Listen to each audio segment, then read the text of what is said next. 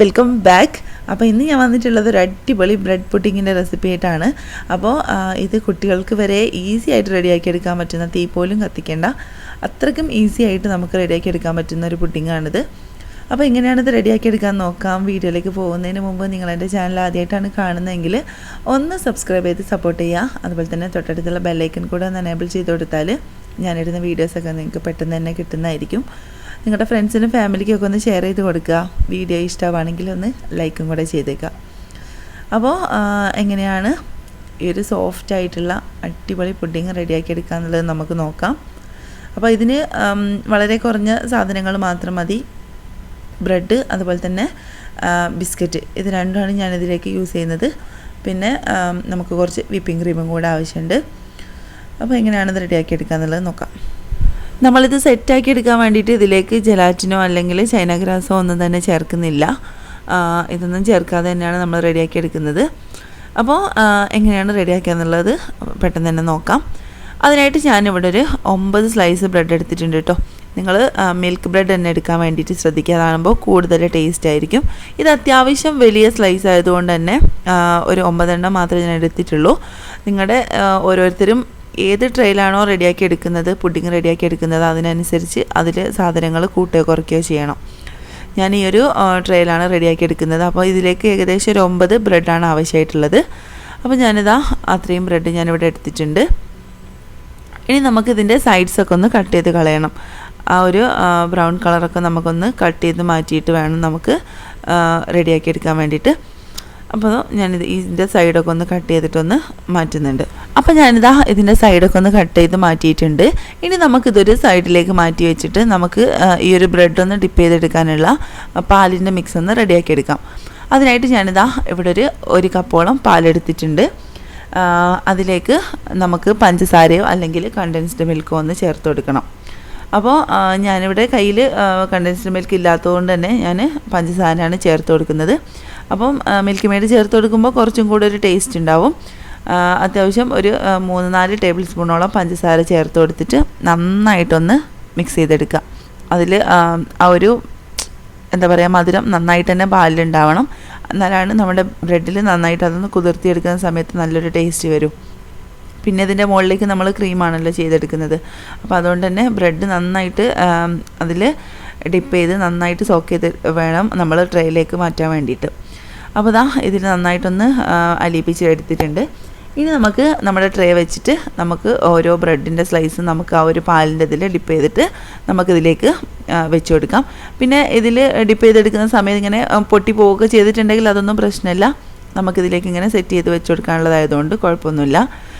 അപ്പം 9 slice bread ഞാൻ ഇതുപോലെ വെച്ച് കൊടുത്തിട്ടുണ്ട്. ഇനി നമുക്കിതിൻ്റെ ആ വിടവുള്ള സ്ഥലങ്ങളിലൊക്കെ ഒന്ന് കവർ ചെയ്ത് കൊടുക്കാൻ വേണ്ടിയിട്ട് ബാക്കിയുള്ള ബ്രെഡും കൂടെ ഒന്ന് മൊത്തത്തിലൊന്ന് അതിൽ മുക്കിയിട്ട് ഇതിലൊന്ന് കവർ ചെയ്ത് കൊടുക്കുക. അപ്പോൾ ഇതാ മൊത്തത്തിൽ ഞാനൊന്ന് കവർ ചെയ്തെടുക്കുന്നുണ്ട്. ഇനി ഇതിൽ ബാക്കി വന്നിട്ടുള്ള ആ ഒരു കുറച്ച് പാല് മാത്രമേ ബാക്കി ഉണ്ടായിരുന്നുള്ളൂ. അതും കൂടെ ഞാൻ ഇതിൻ്റെ മുകളിലേക്ക് ഒഴിച്ചു കൊടുത്തിട്ട് ഒരു 10 മിനിറ്റ് ഞാനൊന്ന് ഫ്രിഡ്ജിലേക്ക് മാറ്റി വെച്ചിട്ടുണ്ട്. ഇനി ഇതാ ഒരു മിക്സിൻ്റെ ജാർ എടുത്ത് വെച്ചിട്ടുണ്ട്. അതിലേക്ക് ഞാൻ മേരി ലൈറ്റിൻ്റെ ബിസ്ക്കറ്റാണ് കേട്ടോ എടുക്കുന്നത്.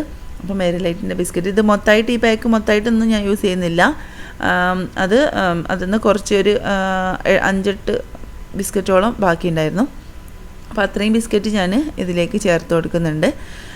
ഇതും നമ്മുടെ ട്രേക്ക് അനുസരിച്ചാണ് കേട്ടോ നമ്മൾ ഈ ബിസ്ക്കറ്റ്, ബ്രെഡ് കാര്യങ്ങളൊക്കെ നമ്മൾ ചേർത്ത് കൊടുക്കേണ്ടത്.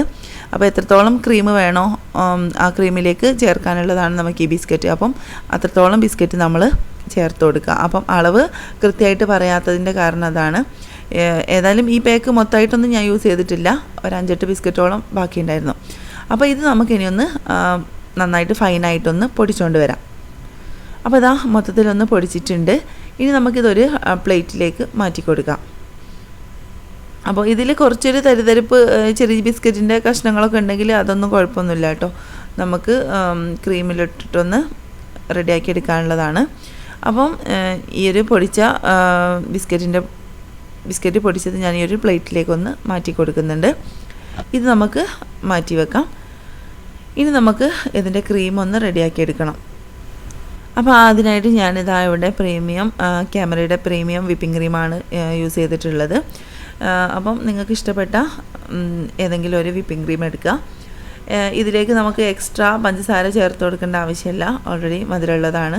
അപ്പോൾ ഞാൻ അതിലേക്ക് ഒരു അരക്കപ്പോളം ചേർത്ത് കൊടുക്കുന്നുണ്ട്. അപ്പോൾ ഇതിൻ്റെയും കറക്റ്റ് അളവ് നിങ്ങൾ ഓരോരുത്തരെടുക്കുന്ന ട്രേക്ക് അനുസരിച്ചിട്ട് ചെയ്തെടുക്കുക കേട്ടോ. അപ്പം എനിക്കിവിടെ ഒരു അരക്കപ്പാണ് കറക്റ്റ് അളവായിരുന്നു കേട്ടോ അത്. അപ്പോൾ അരക്കപ്പ് എടുത്തിട്ട് നമുക്ക് ഇതൊന്ന് വിപ്പ് ചെയ്തെടുക്കാം. അപ്പം വിപ്പ് ചെയ്തെടുക്കുന്ന സമയത്ത് ഒരുപാട് അങ്ങ് ടൈറ്റാക്കി എടുക്കണ്ട. നമുക്ക് എപ്പോഴും പുഡിങ് കഴിക്കുമ്പോൾ ഒരു ക്രീമി ടെക്സ്ചറിൽ കിട്ടുന്നതാണല്ലോ കൂടുതലായിട്ട് ടേസ്റ്റ് ഉണ്ടാവുക. ഭയങ്കരമായിട്ട് കട്ടിയാകുമ്പം അത്രയൊരു സുഖം ഉണ്ടാവില്ല കഴിക്കാൻ. അപ്പോൾ അതുകൊണ്ട് നമുക്ക് ഒരുപാട് അങ്ങോട്ട് കട്ടിയാക്കി എടുക്കുന്നില്ല. ഞാൻ കാണിച്ചു തരാം എത്രത്തോളം റെഡിയാക്കിയിട്ടുണ്ട് എന്നുള്ളത് ഞാൻ കാണിച്ചു തരാം. ഈ ഒരു രീതിക്ക് മതി കേട്ടോ, നമുക്ക് ഈ ഒരു രീതിക്ക് മതി. കാരണം നമുക്ക് ബിസ്ക്കറ്റിൻ്റെ ആ ഒരു പൊടി നമുക്കിതിലേക്ക് ഇട്ടിട്ട് നന്നായിട്ട് ഇതിൽ കോട്ട് ചെയ്തെടുക്കാനുള്ളതാണ്. അപ്പം ആ ഒരു കോട്ടാവുന്ന രീതിയിൽ അത്രയും ടൈറ്റാക്കിയാൽ മതി, ഒരുപാട് അങ്ങ് ടൈറ്റ് ആവേണ്ട. അപ്പം ഇനി നമ്മൾ നേരത്തെ പൊടിച്ച് വെച്ചിട്ടുള്ള ബിസ്ക്കറ്റിൻ്റെ പൊടി മൊത്തത്തിൽ ചേർത്ത് കൊടുക്കരുത്, കുറേശ്ശെയായിട്ട് ചേർത്ത് കൊടുത്തിട്ട് നന്നായിട്ടൊന്ന് മിക്സ് ചെയ്തെടുക്കുക. കുറച്ച് ഞാനവിടെ ബാക്കി വെക്കുന്നുണ്ട് കേട്ടോ. ഇനി ഇതിലേക്ക് ഇട്ടിട്ട് നന്നായിട്ട് ഇങ്ങനെ ഫോൾഡ് ചെയ്ത് അതിൽ കവർ ചെയ്തെടുക്കുക.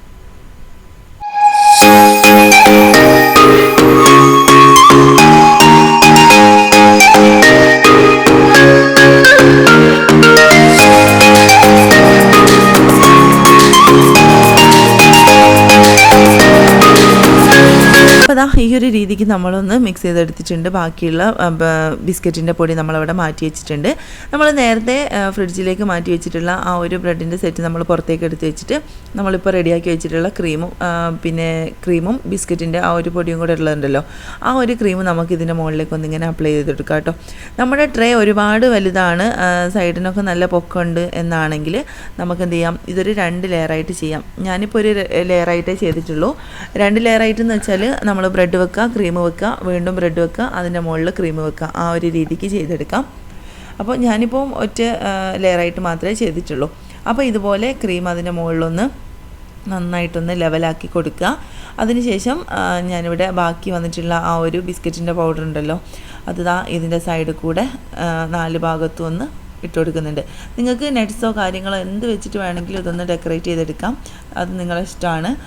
ഇത് ജസ്റ്റ് ഒരു ഭംഗിക്ക് വേണ്ടി ചെയ്യുന്നു എന്ന് മാത്രം. അപ്പം കുറച്ച് ബിസ്ക്കറ്റിൻ്റെ പൗഡർ ബാക്കിയുള്ളതുകൊണ്ട് ഇങ്ങനെ ചെയ്തെടുത്തു മാത്രം. അപ്പം ഇനി നമുക്ക് ഇതിൻ്റെ മുകളിൽ എങ്ങനെ വേണമെങ്കിലും ഡെക്കറേറ്റ് ചെയ്തെടുക്കാം, അത് നിങ്ങളെ ഇഷ്ടമാണ്. ഞാനിപ്പോൾ ഇവിടെ കുറച്ച് ചോക്ലേറ്റ് സിറപ്പ് ചെറിയൊരു സാമ്പിൾ പാക്കറ്റ് ഉണ്ടായിരുന്നു, അപ്പോൾ അത് വെച്ചിട്ട് ഞാനിതാ ജസ്റ്റ് ഇങ്ങനെ ഒന്ന് ലൈനിട്ട് കൊടുക്കുകയാണ്. അങ്ങോട്ടും ഇങ്ങോട്ടും ആക്കിയിട്ട് ചെയ്ത് കൊടുക്കുന്നുണ്ട്. അപ്പം നിങ്ങളുടെ ഇഷ്ടം പോലെ എന്ത് ഡിസൈൻ വേണമെങ്കിലും കൊടുക്കാം. ഓക്കെ, അപ്പം ഇതും നമ്മുടെ ഈ ഒരു പുഡിങ്ങിൻ്റെ ടേസ്റ്റായിട്ട് യാതൊരു ബന്ധവുമില്ല കേട്ടോ. ഇത് ജസ്റ്റ് കാണാനൊരു ഭംഗിക്ക് വേണ്ടിയിട്ട് മാത്രമാണ് ചെയ്തെടുത്തിട്ടുള്ളത്. അപ്പോൾ ഇവിടെ റെഡി ആയിട്ടുണ്ട്. ഇനി നമ്മൾ ഫ്രിഡ്ജിൽ വെച്ചിട്ട് ഒരു 1-2 മണിക്കൂർ നന്നായിട്ടൊന്ന് തണുപ്പിച്ചെടുക്കണം, അപ്പോഴാണ് ഇതിൻ്റെ കറക്റ്റ് ടേസ്റ്റ് വരിക കേട്ടോ. അപ്പോൾ ഒരു 2 മണിക്കൂർ ഫ്രിഡ്ജിൽ വെച്ചതിന് ശേഷം ഞാൻ പുറത്തെടുത്തിട്ടൊന്ന് കട്ട് ചെയ്ത് മാറ്റുന്നുണ്ട്. കട്ട് ചെയ്യുന്ന സമയത്തും നിങ്ങൾക്ക് ഇഷ്ടമുള്ളതുപോലെ കട്ട് ചെയ്തെടുക്കാം. ഞാൻ അത്യാവശ്യം വലുതാക്കിയിട്ട് തന്നെയാണ് കട്ട് ചെയ്യുന്നത്. ആ ഒരു ബ്രെഡ് വെച്ച് ആ ഒരു രീതിക്ക് തന്നെ ഒന്ന് കട്ട് ചെയ്തെടുക്കുകയാണ്. അപ്പം 6 പീസായിട്ടാണ് ഞാൻ കട്ട് ചെയ്തെടുക്കുന്നത്. അപ്പം നന്നായിട്ട് തന്നെ സെറ്റായിട്ടുണ്ട്. നല്ല ടേസ്റ്റും ആയിരുന്നു കേട്ടോ, അടിപൊളി ടേസ്റ്റായിരുന്നു. നന്നായിട്ട് നമ്മുടെ ആ ഒരു പാലിൽ ബ്രെഡ് നന്നായിട്ട് അങ്ങോട്ട് സോക്കായതുകൊണ്ട് തന്നെ നന്നായിട്ട് അടിഭാഗം നന്നായിട്ട് തന്നെ സോഫ്റ്റായിട്ട് മോയ്സ്ചറായിട്ട് തന്നെ വന്നിട്ടുണ്ട്. നല്ല ടേസ്റ്റ് ഉണ്ടായിരുന്നു കേട്ടോ. പിന്നെ ആ ഒരു ബിസ്ക്കറ്റിൻ്റെ ആ ഒരു പൗഡർ നമ്മുടെ ക്രീമിലേക്ക് വന്നപ്പോൾ തന്നെ അത് ക്രീമിനും നല്ല ടേസ്റ്റ് ആയിരുന്നു. അപ്പോൾ മൊത്തത്തിൽ അടിപൊളിയാണ്. അപ്പോൾ നിങ്ങളൊക്കെ ഒന്ന് ട്രൈ ചെയ്ത് നോക്കുക കേട്ടോ, എല്ലാവർക്കും ഇഷ്ടപ്പെടും. അപ്പോൾ നിങ്ങൾ ട്രൈ ചെയ്തിട്ട് നിങ്ങളുടെ ഫീഡ്ബാക്കൊക്കെ അറിയിക്കുക. നമ്മുടെ വീഡിയോ ഇഷ്ടപ്പെടുകയാണെങ്കിൽ വീഡിയോ ഒന്ന് ലൈക്കും കൂടെ ചെയ്തേക്കുക. പിന്നെ നിങ്ങളുടെ ഫ്രണ്ട്സിനും ഫാമിലിക്കൊക്കെ ഒന്ന് ഷെയർ ചെയ്ത് കൊടുക്കുക. അപ്പോൾ ഇൻഷാ അല്ലാഹ് പുതിയൊരു വീഡിയോ ആയിട്ട് നമുക്ക് വീണ്ടും കാണാം. അതുവരേക്കും ബൈ.